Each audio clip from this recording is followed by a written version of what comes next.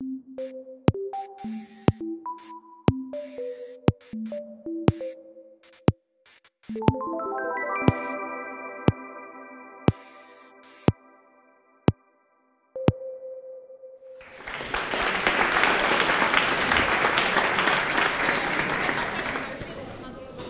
I'm a man with a mission. And I used to be a physicist and then computer scientist, but then I fell in love with the brain. And I would like to talk today about an interesting subject, how to reach a full human potential. Do you feel that you have reached your full potential? Anyone feels like that? Well, that's good. So, how to reach a full human potential? What do we mean by that? Will, for example, this growing up be reaching your full potential? Would you like to change like that? Or, well, maybe that would not be the best idea. Or will you just want to grow very tall? Certainly not. You want to develop your mind. And the most tragic thing for me is that there's lots of people in the world that completely miss the chance to develop. I've been traveling a lot in Asia, and in many countries you see quite bright kids that have no chance to develop. And I think this is quite tragic. And some of it is due to the malnutrition, poor health, poverty, and lots of other things. But there is an international child development steering group and a famous journal called The Lancet, where they had their report about 5 years ago, and they keep writing about that, saying that good part of it is that children's lack of early stimulation is responsible for the fact that they are not interested in development. They don't feel motivated to act. Maybe some of you have met children like that. They are not very bad in health. They have rather good health. They have enough food. The nutrition is not a problem. But because they have not been stimulated in their childhood, they don't want to explore the world. They don't want to seek for novel information. They don't enjoy finding things. And you may think that this is only a problem of the developing countries, hundreds of millions of children.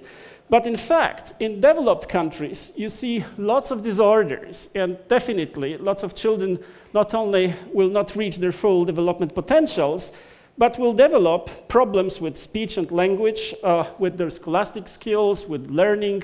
You may find that things like dyslexia, for example, are very widespread, and estimation is that maybe 10% of kids in the US and UK have dyslexia. And estimation is that 4% of these children have severe problems. So what people try to do is that, of course, they try to, well, compensate that when children grow up and go to the preschool. There's lots of programs how to correct the early developmental problems. But the brain of a newborn infant is the most plastic. In each second, more than 1 million connections are formed for the first year of life. And because of that, the greatest payoff, the greatest changes and restructuring of the brain that we can have, that we can influence, is in the first year of their life. So there are fantastic books like The Scientist in the Crib. All of these books are in Polish, by the way. Or The Discovery of Spoken Language and How Language Comes to Children. Or the fact that babies may use the sign language to communicate, and even in Poland now, you have actually psychologists that will train parents how to communicate with babies that cannot speak yet, and yet they can express their emotions and needs by making, well, dozens of signs. And of course, there is this nice book that just came also in Polish, Why Love Matters, that it's not enough just to develop babies by giving them toys, but you have to really to love them and to take care of them. And that has far-reaching consequences. Well, brain is the most complex organ, and frequently, brain is not functioning well because of that. And yet people are so afraid of psychiatrists. They never admit that they go to psychiatrists. Somehow in US it's much easier. Everybody has their own psychoanalyst, right? That's okay. But psychiatrists are, well, no-go, as they will say. Okay, that makes it very hard to really correct what is going wrong with the brain. There is this widespread superstition that we all use something like 5% or 10% of the brain. If you go around, you can find people selling you, let's say, Scientology stuff, saying, well, you use just 5% of the brain. We're going to train you how to use 100%. Now, if you see people like that, you have to run away. Now, the reason is very simple. The brain is using about 20 watts of energy, which is a very little energy, like a small bulb, right? But at one time, when you hear something, when something happens, at a given moment, only about 1% of all neurons are highly active, are active, sending maybe 40 spikes or maybe more spikes in a second.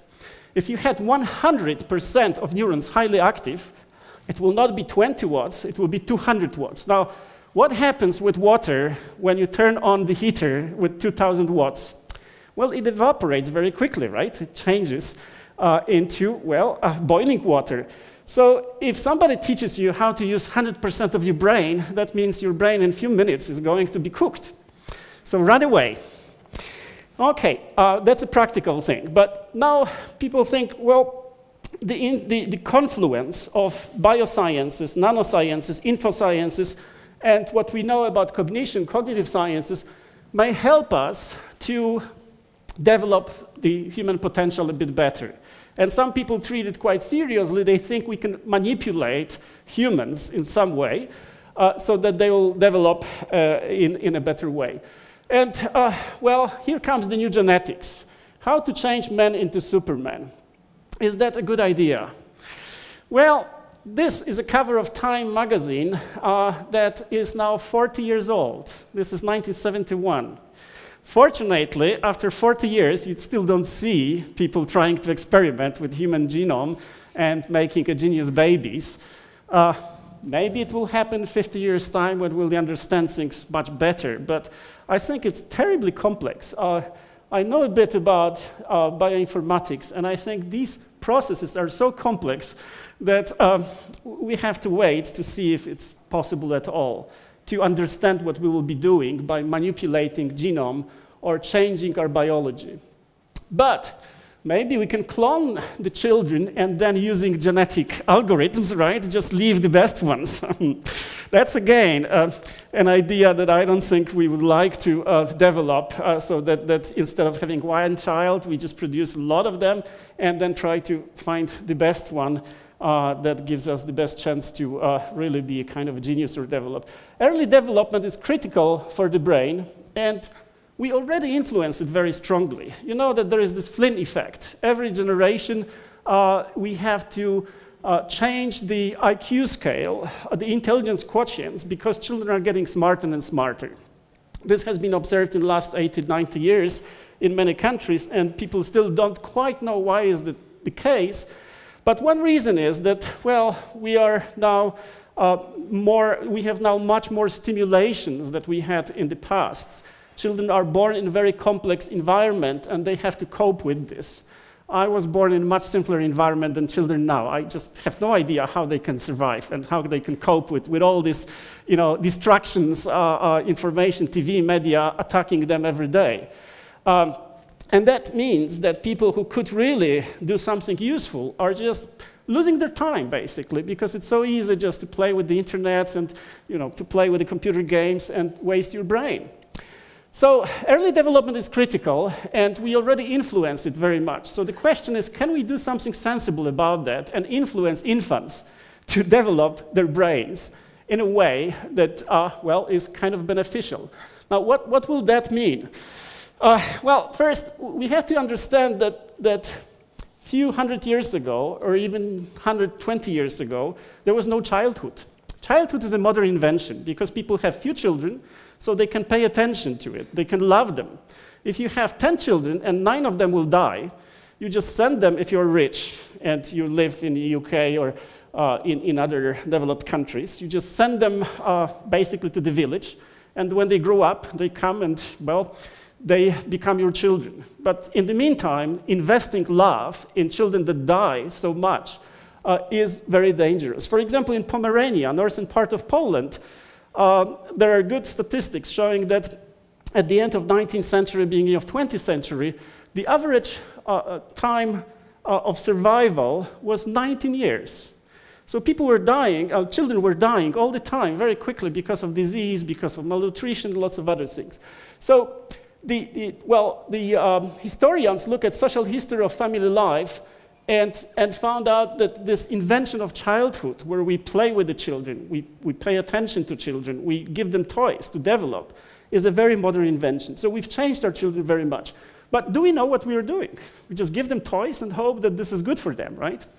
Not always, and we've just heard that, well, in the PRL time, somehow they had maybe more fun doing things physical, well, toys, etc., by playing with different things rather than playing with computers, etc. So what will come, and I'm quite sure that this will come in not that far future, is kind of a brain engineering. And this is an ultimate problem for engineers, how to change the brain without really doing any damage. So we have to be careful. First time I thought about that quite a long time ago. I went to Tucson, Arizona. I was a physicist at that time. I gave a talk there, and then I ran to see the developmental psychology laboratory to see how this is done. And I always wanted to have a laboratory like that myself, but well, for many reasons, I ended up being a physicist and then computer scientist. So we would like to engineer the brain, but we have to be careful, and the challenge is to prevent all kinds of abnormal development, to discover that very early, and then boost normal development. Now, general principle is that growing up is specializing. If you remember a great song by John Lennon, it's called Working Class Hero, and he has a phrase there. He says, as soon as you're born, they make you feel small. And this is what happens. When you're born, you have too many neurons, half of them probably will die, and you specialize all the time. So there are different specializations, and the question is, well, it was good in the past. People lived in their own village, they never moved from the village, so they could specialize in absorbing the culture, absorbing the language that was just sufficient to survive in one village. Now, we have a global village. We have to learn things like Chinese. Do you think you can learn Chinese? That's very doubtful, and that's because Chinese is a tonal language, and especially the southern dialects have like 12 tones sometimes. I can't hear it. I mean, I've tried. I'm certainly not able to learn it in my age. But maybe our children can, if you treat them in a proper way. So how to keep possibilities open, and how to change the brains. We have lots of tools now to understand what's going on in these brains, how to change it. Well, I'll just tell you one thing. And have one graph, no equations. And this is about the perception of the phonemes. You can think that the mother can teach children, but as a mother or as a father, can you teach your child to hear Chinese? No way. And if you don't, you see this effect, that if the child is 6 to 8 months old, all children maybe have the same competence, hearing, the phonetic contrast in the language that could be any language. So when you're born, you can be anything. You can be, you know, a Chinese person, you can be Polish person or American person or whatever, and you can absorb all kinds of culture. But when you're 10 to 12 months old, you see that Japanese infants will go down almost to guessing when they have to hear the contrast, which is very crucial to us, which is la and ra. If you don't understand that London is not Rondon, then you have troubles. And Japanese language doesn't have a certain sounds that we use in the West. And Chinese language has lots of sounds that we don't use in the West, etc. So, for example, Polish people have a big problem distinguishing between thief and thief, right? Those two different S at the beginning, which is hard for most of us to distinguish and to hear. Okay, so when they are already 10 to 12 months old, you see a big difference between American infants and Japanese infants in their ability to hear. Now, can you teach children to hear? Can you teach them to walk, right? They have to do that. That's a spontaneous activity. They have to do it by themselves. And discrimination of these non-native phonemes in many languages is already trained in the brain. The brain is specializing in this discrimination very early in 10th or before the ending of the first year of their life. So your mother can teach you how to hear, but only in your own native language. And so some people thought, okay, let's play tapes. There are companies selling tapes which will just be with the songs, and you hear a lullaby in Turkish, in Chinese, and you hope that your children is going to pick it up. Now, Patricia Kuhl is a very famous developmental psychologist who wrote this book, Scientists in the Crib, about the infants. And she made some experiments. She tried to show how TV, listening to Sesame Street in foreign languages, is influencing children's brain. No influence. So her conclusion is that the mother has to be there, that it's the bond between mother and child, and that's the only way to do it. Now, if this is so, then there is nothing we can do except for, well, inviting a nanny from China to speak to our children, right? That could be one solution. So passive learning has no influence on hearing phonetic contrast, and passive learning has little influence on many other things. Passive learning is not sufficient, and this is what we do to our children when they are infants. We just give them toys, maybe play some tapes, and hope that they're going to benefit. But the kids actually shout, we want to specialize, and they will specialize and narrow down, close down the possibilities that they have, because we don't know how to stimulate them. And by the way, this guy, copyright of my daughter, has been born a month ago and at 4 a.m. So another thing, you can look at the baby 1 day old, and you can find that by looking at the electrical potentials, that is basically you measure EEG, and you just do ding, ding, ding many times, average, and this is called the event-related potential. If you look at this event-related potential recorded at the first or second day after birth, you can predict with 80% accuracy whether the child will develop in a normal way, and whether 9 years later in the school, the child will be dyslexic, will have problems with reading, or will be normal. So there are 3 categories, and surprisingly, 80% is quite high accuracy for this type of prediction. Now, why this is not 100%? Maybe some children had good luck and have been growing up in an environment that helped them to really overcome potential problems. Maybe some children who were quite okay had a bad luck and lived in an environment that has pushed them down, right? We just don't know this, but we have to give them a chance. So here is the idea, and this is my mission. This is what we intend to do now. There are lots of toys that you can buy that talk back to the children, or there are cribs now. And so we put into crib lots of equipment. We put cameras, we put computers, we put speakers, we put motion sensors, and a few other sensors that we're trying now to acquire. Or we just try to add to some of the toys some intelligence, so that the toy will know that the child has reacted. The toy is just prompting, and the crib is just giving them environment to explore. The toy will be prompting children with some sounds, some sights, some melodies, and the child will have to show that, well, I understand that there is a difference between la and ra. If the child shows the difference is heard, then the toy is going to reward the child. So this is an active learning. It's not just passive learning, right? Now, the question is, can that really work? That is something that we want to try. We hope that we can do lots of things with this type of interactive toys. We can improve hearing speech, well, especially the phonetics. We can develop also perfect musical ear. Now, you know that in Chinese orchestras, there is maybe 10 times more people with perfect pitch, which means that they can hear the absolute tones, than in the Western orchestras. Now, the reason is that the pitch is very important in the tonal language, and it's not important in our language. So there is a certain pressure on children to learn that it's good to remember the absolute pitch, right? Okay, so musical ear is something that I would like to improve mine, right? And some people are born with a very good ear, but also curiosity. The fact that exploring gives you rewards. That's something that if you are not somehow prompted in your childhood, you may lose the drive for exploration.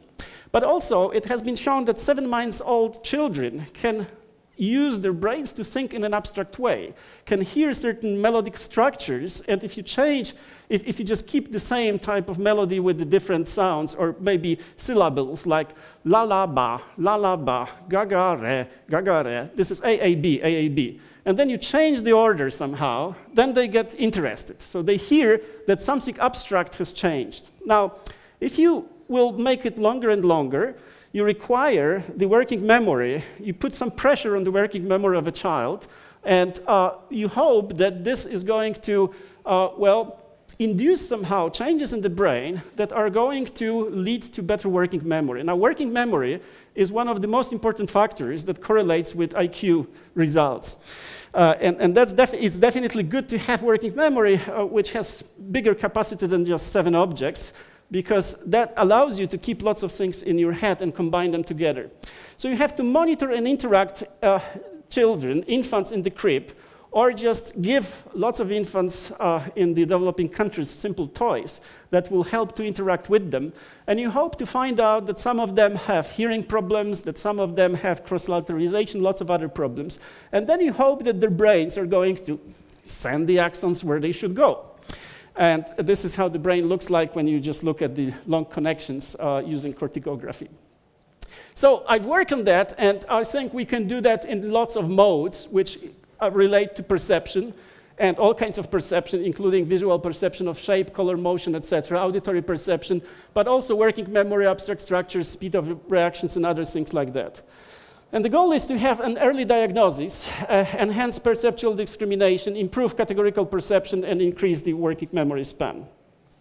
So, of course, in the later years, when they're more than 1 year old, you may have all kinds of specialized equipment where they can interact physically. It's very important that they press things and they see that something happens. If you have a baby in the crib, the baby may signal by turning head, by sucking stronger, and other things like that. And this is the signals we are picking up. But if you have older children, that of course they may manipulate things themselves.